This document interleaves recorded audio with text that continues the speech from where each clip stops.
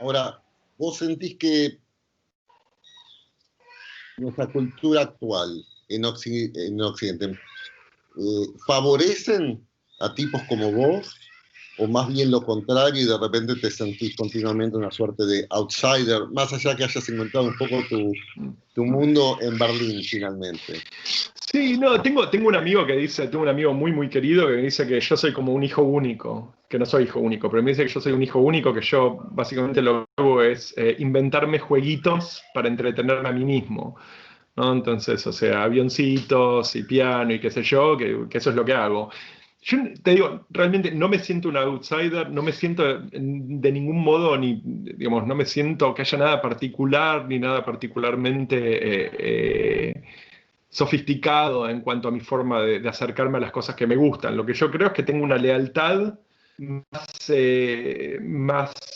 probablemente más robusta a las cosas que realmente me gustan.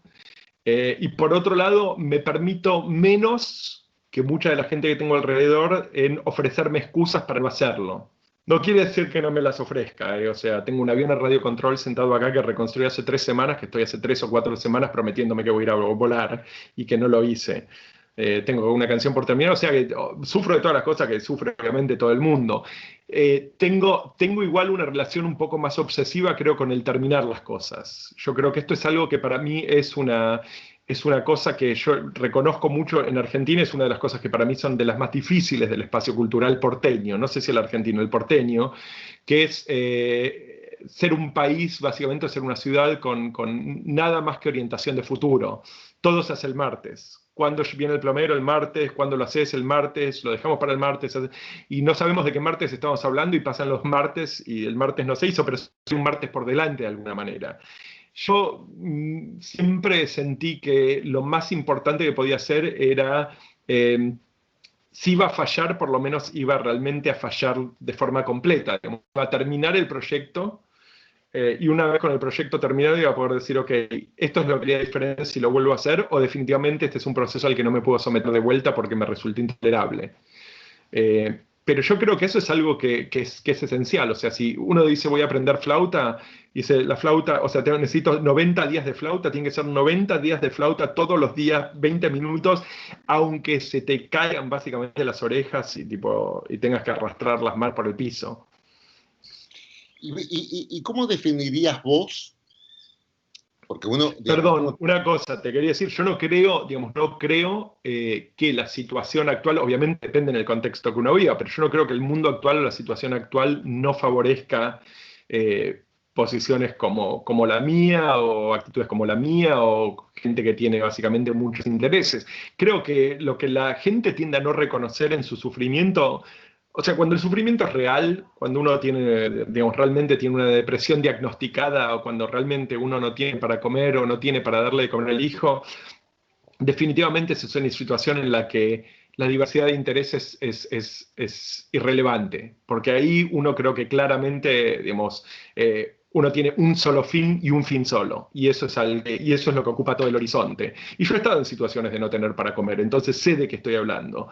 Pero yo creo que cuando uno está en una situación de una prosperidad incluso mínima, mínima, realmente mínima, en la historia de Occidente, mínimamente en la historia de Occidente, nunca hemos tenido a nuestra disposición el grado de ocio que tenemos al día de hoy. claro. Entonces, uno de los problemas creo que tenemos realmente como aparato cultural es un grado de obesidad financiera, un grado de obesidad de comodidad obesa, en donde hay ciertas cosas de, ¿y para qué? Si igual me puedo quedar acá comiendo pochoclo y mirando televisión, mirá si voy a abrir un libro que tengo que leer, tengo que hacer esfuerzo, me tengo que poner los anteojos. O sea, yo creo que la relación entre las horas que se consumen de televisión y las horas que se consumen de literatura o las horas que se... Y no estoy diciendo que tipo la literatura sea el fin de todo, porque definitivamente uno puede no estar interesado en la literatura o en leer. Pero digamos, todo lo que uno quisiera hacer y no hace, lo puede medir en horas de televisión vistas. Pero también es sorprendente en tu caso, que más allá que hayas sido un académico, sos particularmente un gran autodidacta, ¿no? Mira, o sea, yo lo que siempre busqué es, en profesores es expertise. O sea, y expertise para mí, o sea, yo tenía que entrar al sistema con la capacidad de juzgar expertise. No podía simplemente decir, tipo, me están vendiendo, quería saber si me estaban vendiendo boletos o no.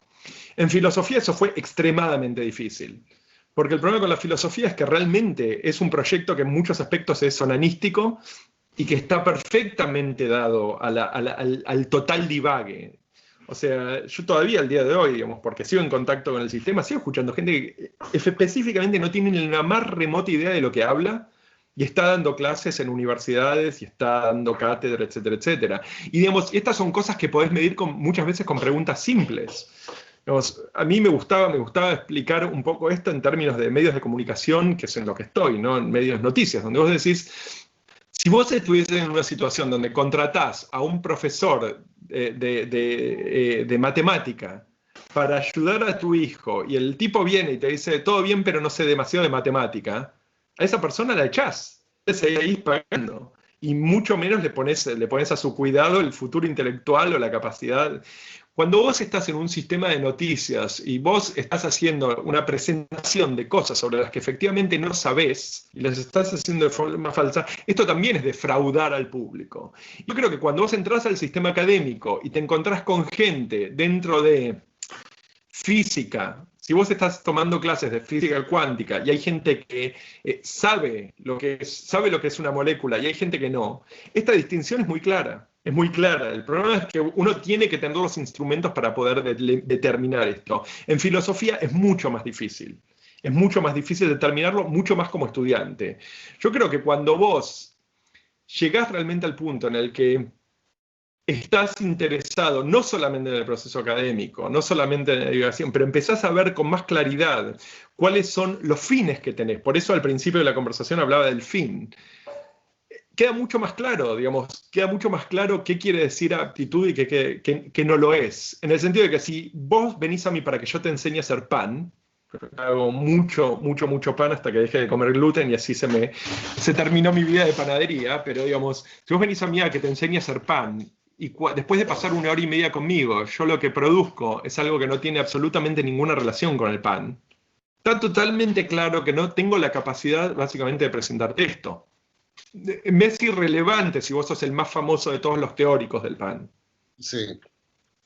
Ahora, ¿cómo definirías vos, porque en uno tienen como un carácter positivo y otro negativo, la dispersión y el eclecticismo? ¿Qué los define al menos según vos? Yo creo que la dispersión es eclecticismo con falta de constancia. Digamos, bueno. Yo creo que este es principalmente no sé, la piedra angular un poco de la cuestión. Me parece que lo que uno tiene es que encontrar el método para justamente alimentar su propia constancia, y eso depende de cada uno. O sea, puede ser que cuando querés aprender a tocar la trompeta, que es algo que yo realmente no aprendí a hacer porque reconocí que era algo donde, o sea, como dice mi hermana que tiene ahora sacó un disco y qué sé yo, y realmente es una música seria, a diferencia de mí, que no soy un músico serio, ella en algún momento empezó a tocar saxo, y eventualmente lo dejó. Y es raro porque realmente, o sea, no solamente es muy talentosa, sino que además tiene realmente una capacidad, digamos, tiene una capacidad de inclusión de aprender instrumentos y qué sé yo. Y ella dijo en una entrevista de radio, mira, la verdad es que yo descubrí que realmente había un componente atlético que yo no había reconocido y que simplemente, o sea, no estaba dispuesto a hacer el esfuerzo de ejercicio físico para desarrollar ese tipo de capacidad. Yo creo que si vos realmente, o sea, el reconocimiento de eso me parece excelente y me parece que simplemente lo que eso quiere decir es no tengo suficiente calentura para hacer eso. No tengo suficiente calentura para tener la constancia que me haga pasar por encima del proceso de entrenamiento físico para poder tocar el saxo. Ahora, puede ser que ella, por otro lado, haya sido una total fanática, que no lo es, que yo sepa, pero fanática y demente de Coltrane y de no sé, y de Bird, de Charlie Bird Parker. Si ese hubiese sido el caso, uno pensaría que uno de los métodos podría ser, mira, la verdad que yo terminé tocando el saxo porque me levantaba todas las mañanas y lo primero que escuchaba era, no sé, My Favorite Things de Coltrane. Y eso, querer hacer ese sonido, me mantuvo tocando el saxo por 20 años, incluso cuando la paría. Para cada uno es otra cosa. Para mí, literatura a veces es Proust, para mí en, qué sé yo, no sé. Ahora, yo hago entrevistas básicamente para eventualmente obtener respuesta para mí, ¿no? En ese sentido, uso a los entrevistados, pero nunca sentís que en algún punto, digamos, está claro que no sos un tipo que procrastina, o en todo caso lucha contra eso. No, en cantidades. La Bueno, procrastinación de hecho, probablemente es mi única área en la que realmente soy virtuoso. O sea, realmente es... Por los resultados, Martín. ¿Cómo? Menos que los demás a juzgar por los resultados. Pero... No lo sé, o sea, yo no sé si, yo creo que no, creo que realmente soy, digamos, en mi día a día por lo menos soy mucho menos productivo que creo que la mayor parte de la gente que conozco. Tengo un poco también, hay una cuestión que uno tiene que saber reconocer un poco cuáles son sus ciclos de productividad. En el sentido de que yo tengo el problema de que yo soy un ferviente creedor, tengo una ¿creedor se dice? No. Un ferviente creyente, quizás. Creyente, así me va con el castellano. Soy un ferviente creyente en la idea de que está muy bien la idea de inspiración, pero te tiene que encontrar trabajando, ¿no? O sea, que en realidad la inspiración para mí es un poco un verso. Eso es en lo que creo, pero la verdad que tristemente tengo que decir que hay momentos en donde paso días sentado dándome la cabeza contra la computadora y no pasa nada y de repente hay un flash de algo porque algo leí, porque algo pasó, porque una idea me cruzó la cabeza y de repente hay 3000 palabras sobre el texto, sobre la pantalla, sobre el papel.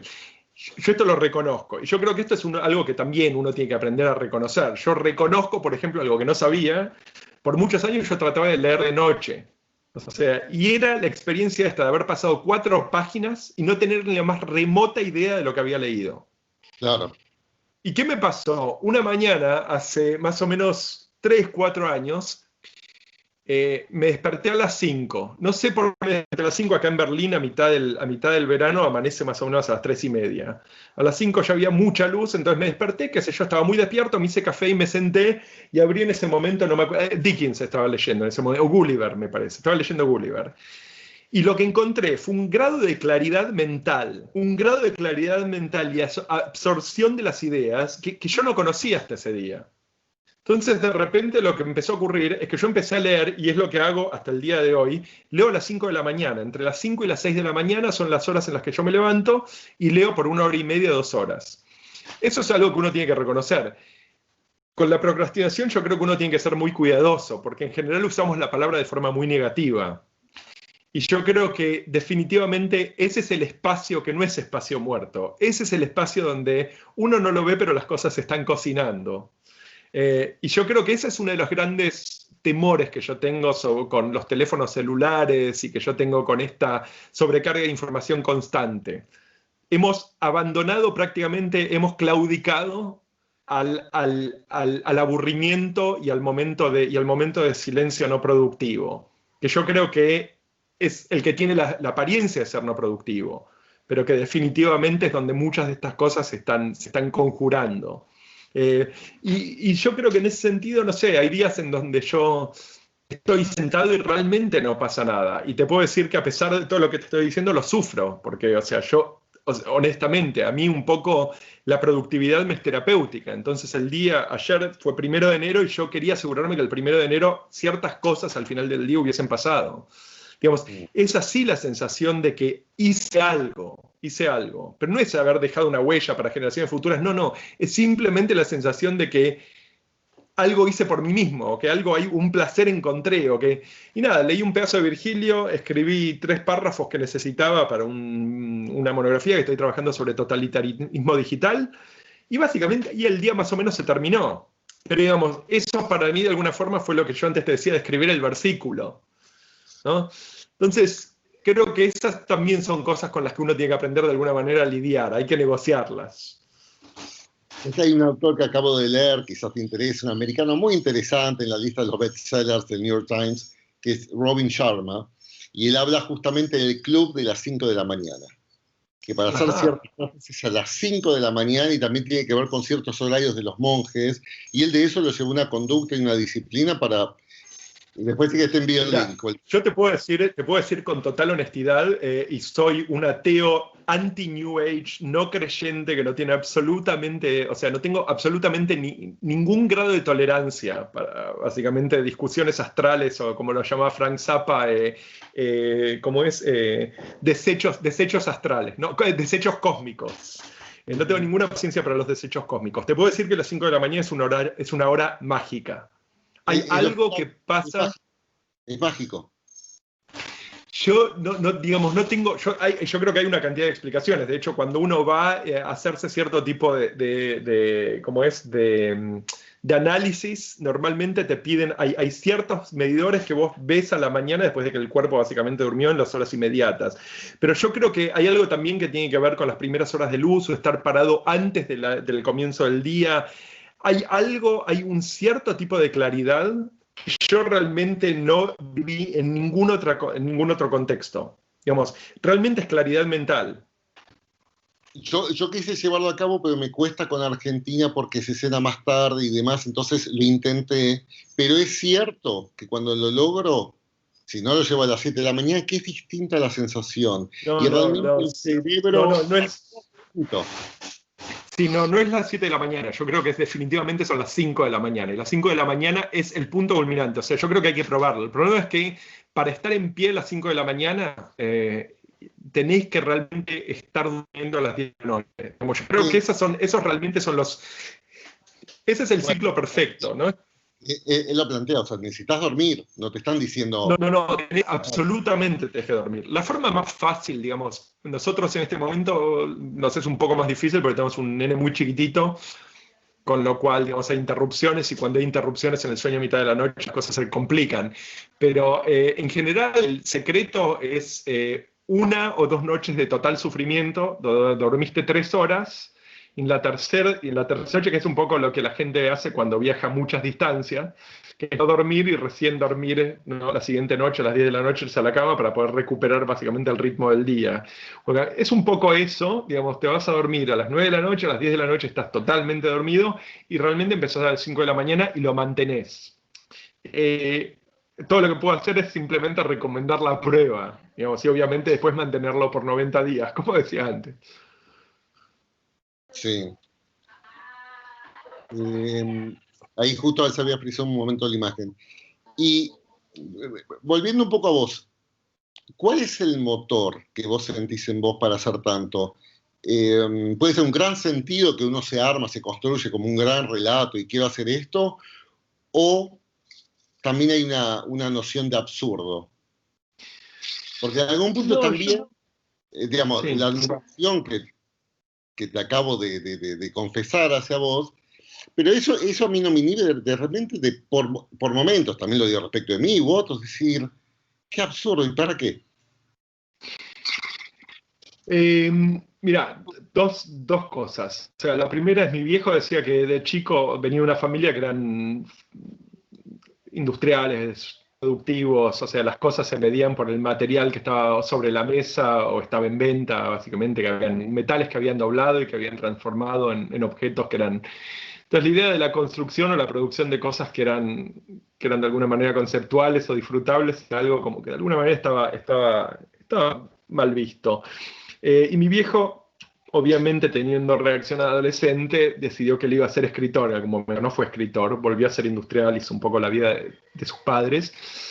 Y él me cuenta, cuando yo era todavía muy chico, que él quería ser escritor porque él quería ganar un premio Nobel. Lo que él quería era ganar un premio Nobel. No sé para qué quería ganar un premio Nobel. Evidentemente, parte de eso tiene que haber sido el hecho de que podés, digamos, la demostración del logro, ¿no? Visible para todo el mundo. Ser un poco el campeón mundial, la idea del maratonismo, de alguna manera. Eso para mí no está en las cartas, digamos. No está en las cartas y nunca realmente estuvo en las cartas. Yo nunca quise ser el mejor filósofo del mundo, ser el mejor, digamos. No quería el premio Nobel de nada. Eso nunca lo tuve. Y siempre estuve mucho más, me movieron mucho más los autores más oscuros, las ideas menos conocidas. Perdón. Con lo cual, siempre estuve más interesado en volverme Boris Vian, que que envolverme Cervantes. Digamos, siempre para mí esto estaba mucho más claro, que esa era mucho más la dirección que a mí me interesaba. Pero por otro lado, creo que el acto de escribir o de aprender un idioma, de aprender un instrumento, de pintar, realmente nunca tuvieron que ver simplemente con lo absurdo de hacerlo. Siempre tuvieron mucho más que ver con el placer de hacerlo. O sea, el placer de hacerlo y, como te decía antes, el placer que se encuentra en el aprender a hacerlo. Digamos, el placer de descubrir que te sobrepones al tedio, que te sobrepones a la dificultad. En este sentido, no fue ni una mera contestación, ni una enorme aspiración a ser, ¿no? A ser el mejor en mi campo. No fueron nunca ninguna de esas dos cosas. Pero creo que me parece perfectamente bien que hay gente que esté movida por cualquiera de esas dos cosas. Yo creo que eso puede funcionar también. La medida de que tan efectivo, te repito, la medida de que tan efectivas esas estrategias son, es realmente, esto es de hecho, es uno de los... es uno de los paragones, digamos, del proceso de repetición. La artesanía japonesa o la capacidad, digamos, esta tradición de la repetición minuciosa por años y años y años, antes de desarrollar maestría o antes de poder ser llamado maestro, o antes de poder incluso dar los primeros pasos dentro del sistema, esta es la idea de repetición. Excelencia. Claro, pero el eclecticismo no te lleva a eso. No, el eclecticismo no te lleva a eso. No. No. Digamos, te lo puedo contestar así. Prefiero comer sushi cuando lo hace gente como la que estás describiendo que cuando lo hago yo mismo. Sí. Pero por otro lado, reconozco al mismo tiempo que, aunque es cierto que generalmente prefiero escuchar a Leonard Cohen o prefiero escuchar, no sé, a Brel, probablemente uno de mis ídolos máximos es Paolo Conte, prefiero escuchar a Paolo Conte, no me disgusta escucharme a mí mismo. Digamos, obviamente pasa por diferentes ciclos, pero no me disgusta escuchar la música que hice. Y algunas cosas me gustan más que otras, pero definitivamente reconozco que si yo lo que quiero es aprender, digamos, a escribir canciones, entonces que yo prefiero ir a buscar a aquellos que lo han hecho una y otra y otra y otra y otra vez por 30 años, o por 40 años, antes de realmente llamarse maestros. Digamos, para mí son... no inspiraciones, pero digamos, hay un ejemplo de capacidad, pero no quiere decir que esa sea la capacidad que yo quiero desarrollar. O sea, para mí estas tres son figuras, digamos, son figuras de alguna manera fundacionales.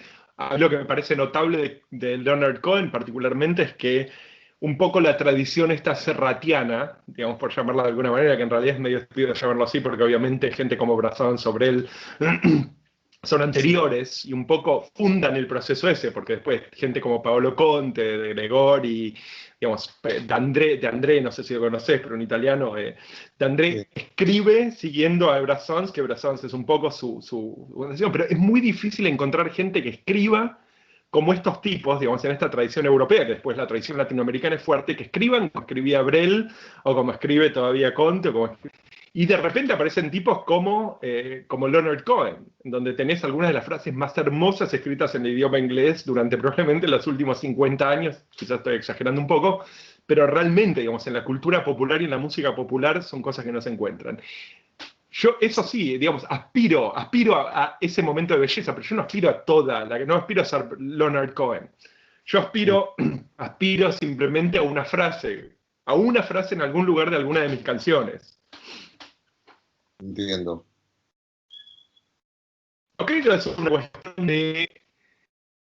No es modestia exactamente, pero es un poco tener algo de claridad sobre cuáles son tus intenciones. Y es siempre un poco una disputa, creo que todos tenemos, especialmente en el contexto de el bombardeo de ideas de lo que se debe hacer que recibimos del medio ambiente, ¿no? Que es, yo creo que hay una clara separación entre las cosas que creemos que queremos y las cosas que realmente queremos. Y yo creo que no hay nada mejor que reconocer es lo que realmente queremos y qué son cosas que simplemente creemos que queremos. Y te hago una última pregunta, luego de esta larga charla, después hay muchos temas para hablar con vos, pero no sé si es absurda, pero lo digo un poco en joda y en serio. ¿Vos tenés alguna idea de lo que te gustaría hacer cuando seas más grande?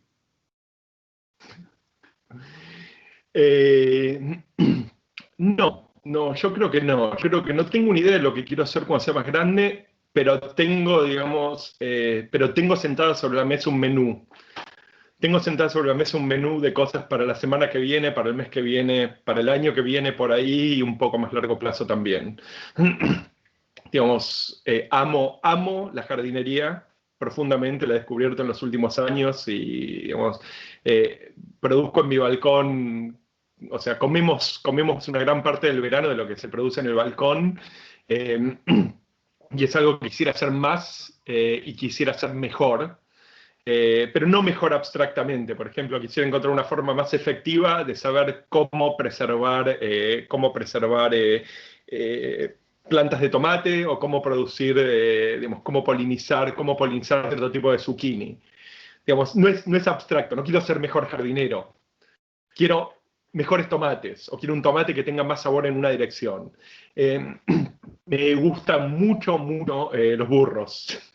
Yo sé que esto es un poco absurdo quizás, pero realmente es un animal que realmente me fascina y tengo una relación muy fuerte con el animal. La relación entre el animal y el humano para mí es algo que es central un poco en mi concepción del mundo. El perro, el gato, el animal doméstico, la forma en la que consumimos animales, y que hasta la industrialización digamos, de la carne eran prácticamente seres que habitaban entre nosotros, ¿no? O sea, hay muchos casos, o sea, uno tenía que matar a su propio chancho que había criado y con el que había pasado 20 años y con el que había por ahí una relación que era prácticamente de familia, digamos. Esto es algo que la literatura del siglo XIX, en muchos casos, especialmente en Italia, recoge. Entonces estoy muy interesado en eso y algo quiero hacer de ese lado, aunque nunca puedo decir que no descubrí. Algún día voy a volver a volar planeadores, que volé por 3 o 4 años, pero que una vez que nació mi hijo decidí que se ponía en pausa indeterminadamente. Eso en algún día, digamos, espero volver a hacer.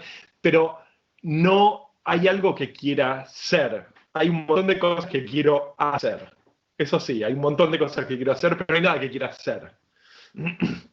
Última pregunta para ver si cerramos, quizás a otros les sirva, quizás no. ¿Viste orador motivacional Tim Robbins, el americano? ¿Lo ubicás? El Frankenstein rubio, le decía en una época. Él dice algo interesante, que hay dos cosas que nos mueven, ¿no? Digamos, el placer o evitar, digamos, cierto dolor, cierto sufrimiento, digamos, en términos de motivación. ¿A vos qué te mueve más? Digamos, lo que vos llamás la calentura, o para no procrastinar decís, tengo que, digamos, en algún momento te mueve también me voy a sentir muy mal si no sigo, digamos, con esta conducta. O ambas. Yo creo que es una combinación, digamos. No creo que esos sean los únicos. Creo que el motivo por el cual no leo gente como Tony Robbins, si no te molesta que lo digas, porque me parece que son. No, está bien. Me parece que son. No, simplemente me parece que son arquitecturas psicológicas muy básicas, digamos, muy pedestres, en el sentido de que la motivación interna es mucho más complicada que la calentura digamos, que la calentura o el dolor, que el placer o el dolor, en el sentido de que me parece que hay cosas que tienen que ver con cierta idea, por ejemplo, de cierta idea de necesidad, donde el dolor y el placer no están necesariamente presentes. Yo creo que lo que a mí en última instancia me empuja es una combinación, o sea, es una combinación, por lo menos dentro de esa geografía que describís, está el escuchar a Charlie Parker, el placer de escuchar a Charlie Parker, hacer el ruido de Charlie Parker. Y por otro lado está la idea de deber de alguna manera, que no sé si se identifica necesariamente con el dolor que voy a sentir si no lo hago, pero por ahí eso requiere desarrollar una psicología del deber, o sea, articular una psicología del deber, que no creo que sea necesario ahora, pero hay algo en la idea de deber o hay algo en la idea de promesa a mí mismo más que deber, promesa a mí mismo con la que quiero cumplir. Y ese es un poco el proceso para sobreponerme al tedio. Yo creo que ese para mí sigue siendo un poco la clave. Son simplemente trucos, como levantarte a las 5 de la mañana y sentir que le ganaste al día. 20 minutos le ganaste al día. Y ganándole al día, probablemente por ahí le puedes ganar también al tu ensayo que te estaba desafiando y que se negaba a ser terminado. Y le puedes ganar a tipo las 2 notas de trompeta que no te estaban saliendo ayer. Por ahí le puedes ganar también. Trucos, obviamente, son cosas que uno se impone. Exactamente el concepto de este autor que te dije, ¿no? Que decía, earn your mornings, ¿no? O sea, ganar tus mañanas y vas a ganar el día de alguna manera. Sí. Yo creo que hay un poco de eso, hay un poco de sensación de eso, pero obviamente que no es suficiente ganarle, tiene que haber un premio en el ganar. No puede ser simplemente ganar. El premio para mí, obviamente, te digo, el premio para mí de la mañana, de las 2 horas que tengo adentro de un mundo que aprendí a querer, o sea, adentro de Aliano o adentro de París, es algo que es un premio inmediato, ¿no? Es un placer casi inmediato. Y no todas las mañanas, o sea, no todas las mañanas me levanto a las 5 de la mañana, digamos, sonriente y ¡hey!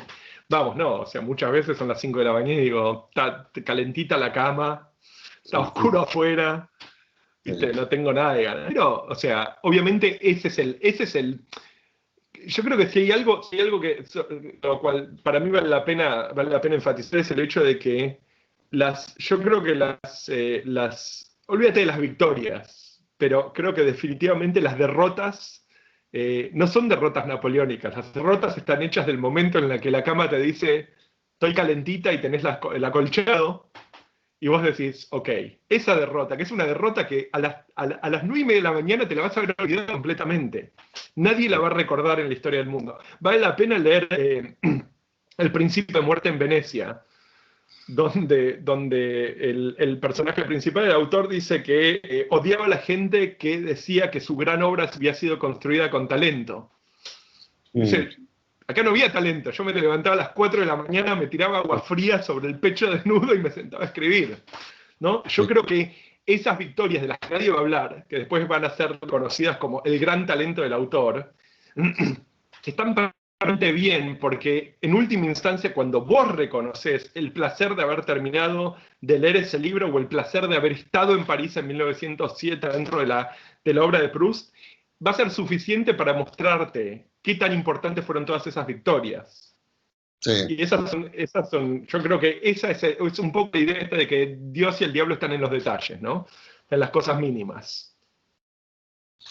Bueno, para mí ya de chico seas un gran ejemplo, siendo menor que yo. No éramos tan chicos. No, bueno, más jóvenes, pero... No, sos un gran ejemplo, Martín. Espero que sigamos hablando sobre otros temas cuando quieras. Cuando quieras. Fue complicado cuadrar hora y día, pero lo logramos. Así que creo que si lo hacemos, digamos, en esta forma informal, cuando quieras. Bueno, me encantaría. Marcelito, un abrazo, Martín. Te mando un fuerte abrazo. Gracias, por la charla. Un placer. Chao. Cuídate.